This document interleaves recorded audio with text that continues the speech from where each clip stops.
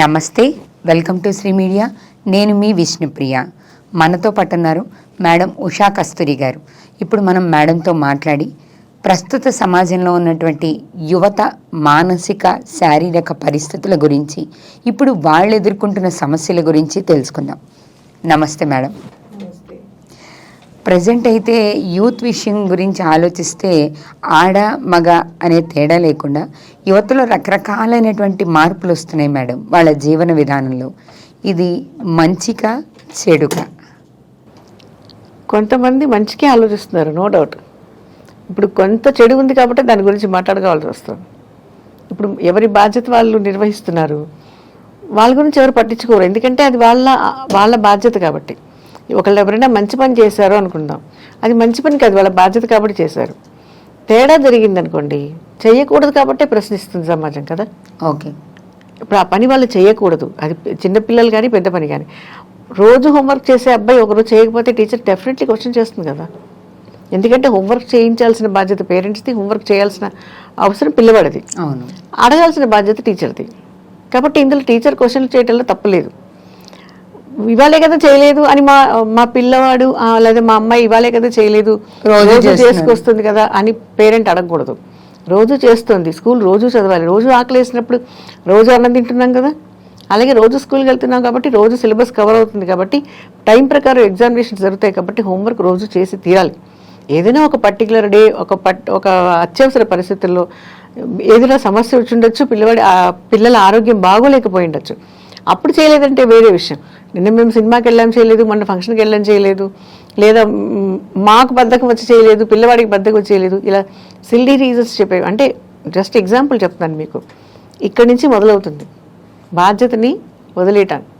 Okay, ఇప్పుడు ఈ బాధ్యత వదిలేయటం అన్నది ఎక్కడి వరకు? ఇప్పుడు రోజు స్కూల్కి వెళ్తున్నారా లేదా, స్కూల్లో ఏం జరిగింది, స్కూల్లో ఏం జరుగుతుంది, నువ్వు స్కూల్లో ఎలా చదువుతున్నావు, అందరు టీచర్స్ వస్తున్నారా లేదా, పాఠాలు చెప్తున్నారా లేదా, సిలబస్ కరెక్ట్గా కవర్ అవుతుంది లేదా అడగటం, పిల్లల పుస్తకాలు ఓపెన్ చేసి తెలుసుకోవటం, స్కూల్ నుంచి ఏదైనా కంప్లైంట్ వస్తే ఇమీడియట్లీ స్కూల్కి వెళ్ళటం.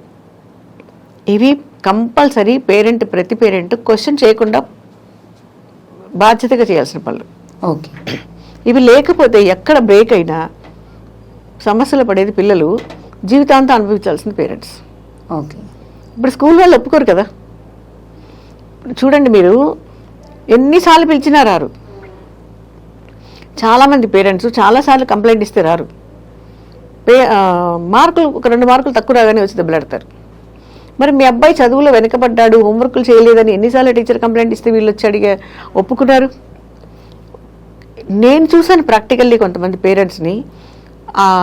కొన్ని స్కూల్స్లో ఒక పర్టికులర్ ఏరియాకి ఇన్ఛార్జెస్ ఉంటారు కదా, ఫ్లోర్ ఇన్ఛార్జ్ అనో లేకపోతే ప్రైమరీ ఇన్ఛార్జ్ అని, హై స్కూల్ ఇన్ఛార్జ్ అని ఉంటారు కదా, వాళ్ళకి ఫోన్ చేసి మా పిల్లల్ని ఒక పర్టికులర్ టీచర్ ప్రతిరోజు కేకలేస్తుంది, ఎందుకు కొంచెం కనుక్కోండి, మా పిల్లలు ఇంటికి వచ్చి ఏడుస్తున్నారు అని ఫోన్ చేసి అడిగే వాళ్ళని నేను చూశాను ప్రాక్టికల్లీ. అంటే ఒక అకాడమిషియన్గా వదిలేసి అది నేను ఫేస్ చేశాను, ఇప్పుడు కూడా చూశాను నేను. అసలు ఎందుకు కేకలేస్తున్నారని పిల్లల్ని అడిగారా? టీచర్కి ఏం పని లేదా, లేకపోతే అదేమన్నా వాళ్ళు వ్రతమా పిల్లల్ని కేకలేయటం అన్నది? ఏదో తేడా జరిగి ఉంటుంది కదా.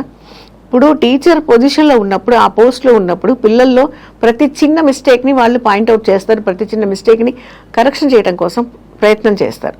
అది యాక్సెప్ట్ చేసి వాళ్ళు కరెక్ట్ చేసుకున్న పిల్లలు కానీ, వాళ్ళు అవును నువ్వు తప్పు చేసావు నాన్న, అలా చేయకూడదు కదా, అందుకే కదా టీచర్ కేకలేసిందని పేరెంట్స్ కానీ అన్న రోజున పెద్దయ్యాక ఎలాంటి సమస్యలు రావు వాళ్ళకి. ఓకే, ఇప్పుడు ఇక్కడ వదిలేస్తే మొక్కై వంగని మానే వంగుతుందా? 2-3 సార్లు మీరు మా పిల్లలు ఎందుకు కేకలేశారండి అంటే మీరు స్కూల్కి వెళ్తే రేపు వాడికి ఒక అలసు అయిపోతుంది. నేను ఏం చేసినా మా అమ్మ నాన్న వెనకాల వచ్చి అడుగుతారు, నా ఇష్టం, బండి ఫోర్స్గా వెళ్ళినా పర్వాలేదు, స్కూల్కి లేట్గా వెళ్ళినా పర్వాలేదు, నేను ఎవరినైనా కొట్టినా పర్వాలేదు అన్న ఒక హజం పెరిగిపోతుంది పిల్లల్లో. ఓకే, అందరిలో పెరుగుతుంది కాదు, ఒకడు పెరిగితే చాలు కదా. సమాజంలో దుష్ట శక్తులు ఎక్కువ లేవు, కొన్ని ఉన్నాయి, కానీ అవే కదా డేంజర్. ఇప్పుడు మంచి వాళ్ళు బాగా మంచిగా ప్రశాంతంగా నిజాయితీగా న్యాయంగా నడుస్తున్నారు అంటే వాళ్ళ బాధ్యత. అందులో ఎవడో ఒకడు హ్యాపీగా వెళ్ళే ఒక ప్రొసెషన్లో ఒకడు రాయేస్తే తప్పు వాడిదే, పడింది ఒక రాయే, కానీ చెల్లా చెదురైంది చాలామంది. ఇది ఆలోచించాలి. ఎవరి దారిని వాళ్ళు పోతున్నారు. ఒకడు రాయేస్తాడు వాళ్ళ మీద. ఇప్పుడు గుంపుగా వెళ్తున్నారండి చాలామంది, రోడ్డు రష్గా ఉన్న దాంట్లో ఒక్క రాయి పడేసరికి అక్కడ ఎంత డిస్టర్బ్ అవుతుంది, ఎంతమందికి పడిపోతారు, ఎంత నష్టం జరుగుతుంది. రీజన్ ఒక్క రాయి, ఒక్క విసిరిన చెయ్యి. ఇప్పుడు వాడి గురించే కదా ఆలోచిస్తారు, వాడిని పట్టుకోవడానికే కదా ట్రేస్ చేస్తారు. వాడిలో అంత విచ్చలవిడితనం ఎందుకు వచ్చింది? చిన్నప్పటి నుంచి అలవాటైపోయిన ప్రాణం అది. అంటే ఏమంటున్నారు మేడం, ఇప్పుడు ఈ వస్తున్నటువంటి మార్పులు, లేకపోతే ఈ సమాజాన్ని వాళ్ళు యువత తీసుకుంటున్న తీరు, ఇదంతా ఒక్క రోజులో ఒక్క విషయంలో జరిగింది కాదు, బిగినింగ్ నుంచి ఉంది. అందుకే బిగినింగ్ నుంచి చెప్పుకోవాల్సి వచ్చింది. ఓకే, ఇప్పుడు ఇది ఒక్క రోజులో సడన్గా ఎప్పుడు మారదండి. రాత్రికి రాత్రి మారడానికి అది సినిమా సెట్టింగ్ కాదు కదా. ఇప్పుడు సడన్గా ఇప్పుడు ఈ సెట్టింగ్ అయిపోయింది, ఇంకో సెట్టింగ్ వేసుకోవడానికి సినిమా కాదు కదా. ఇది జీవితం, 100 సంవత్సరాలు, 100 ఏళ్ల జీవితం అంటారు. ఇప్పుడు stage by stage, step by step మారుతూ ఉంటుంది. వాళ్ళ మనస్తత్వం కానీ, వాళ్ళ ఆలోచన విధానం కానీ, లేదంటే వాళ్ళకి ఉండే ఆకర్షణీయం కానీ, నో డౌట్ ఆ టీన్లోకి ఎంటర్ అయిపోగానే, 12 నుంచి 13 ఏజ్లోకి ఎంటర్ అయిపోగానే అది హార్మోనియల్ ఇంబ్యాలెన్స్ అవ్వచ్చు, డిస్టర్బెన్స్ అవ్వచ్చు, ఏదో ఒకటి అవ్వచ్చు. ఎస్, వాళ్ళల్లో కొన్ని చేంజెస్, కొంత ఉరుకులు పెడుతూ ఉంటుంది. కానీ దానికి కళ్ళ వేయాల్సింది ఎవరు? ఇది తప్పు, ఇది చేయకూడదు, ఇది కాదు అన్న ఒక విచక్షణ పిల్లల్లోనే ఉండాలి. అండ్ పేరెంట్స్ కంట్రోల్ చేసుకుంటూ ఉండాలి. అందుకే స్కూల్లో టీచర్లు చిన్నప్పటి నుంచి పాయింట్, అలా చేయకూడదు, అలా కొట్టకూడదు, ఇలా నుంచోకూడదు, ఎలా కూర్చోవాలి, బెంచ్లో ఎలా కూర్చోవాలనేది చిన్నప్పటి నుంచి నేర్పించకపోతే పెద్దయ్యాక ఎలా కూర్చుంటారు వాళ్ళు? ఓకే, ఇప్పుడు మనము మీకు ఎక్కువ ఎగ్జాంపుల్ చెప్తాను. మన ప్రైమరీ పిల్లల వరకు మనం బ్యాడ్ టచ్, గుడ్ టచ్ అంటూ చెప్తున్నాం కదా. ఇప్పుడు ఏ టచ్లు వెళ్తారు చూడండి, బండి మీద వాళ్ళు జనాలు చాలా మంది. ఏం ఉపయోగం ఉంది? ఎవరి కోసం చెప్తున్నాం మనం? అసలు ఎక్కడైనా ఇది మనం ఇంత అదంటారే ఇల్లు కట్టుకుని చెవులో పోరుతున్నాం కదా.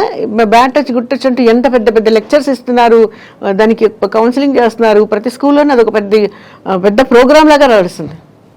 టీనేజ్లో పిల్లలు చాలా మంది వీడియోలు పెట్టేస్తున్నారు, వాళ్ళకి అసలు భయం లేకుండా వాళ్ళు ఏం చేస్తున్నారు, వీడియోలు పెట్టేస్తున్నారు. ఆఫ్టర్ స్కూల్ పిల్లలు ఈవెన్ ఇన్ యూనిఫామ్ అవి చూస్తున్నప్పుడు అనిపిస్తుంది, వీళ్ళకి ఏం చెప్పారు అంటే, చిన్నప్పుడు వీళ్ళకి bad touch and good touch చెప్పిన తర్వాత అది ఎలా ఉంటుందో చూస్తున్నారా అని ఒక ఆలోచన నాకు వచ్చింది. ఓకే, తప్పు కదా అది. అంటే పిల్లల్లో చెప్తే కాదండి, వాళ్ళ చేత చేయిస్తే వస్తుంది. ఇప్పుడు పిల్లల చేత పాఠం చెప్తాం, వాళ్ళకి అర్థమైందా లేదో ఆలోచించాలి కదా. అర్థమైతేనే కదా వాడు క్వశ్చన్ ఆన్సర్స్ రాస్తాడు, అర్థమైతేనే కదా సొల్యూషన్ ఉంటుంది. ఇవేమి అర్థమైందా లేదా లేకుండా ఏదో మనం చెప్పేసుకుంటూ పోతున్నాం. మన బాధ్యత, ఇది సమాజంలో ఇది చెయ్యాలి. ఇప్పుడు ఇది ప్రజెంట్ ట్రెండ్, ఇది ఒక ఫ్యాషన్ అయిపోయింది కదా, ఇది ట్రెండ్ అనుకుంటూ ఏం ట్రేడ్ చేస్తున్నారో నాకు అర్థం కావట్లా.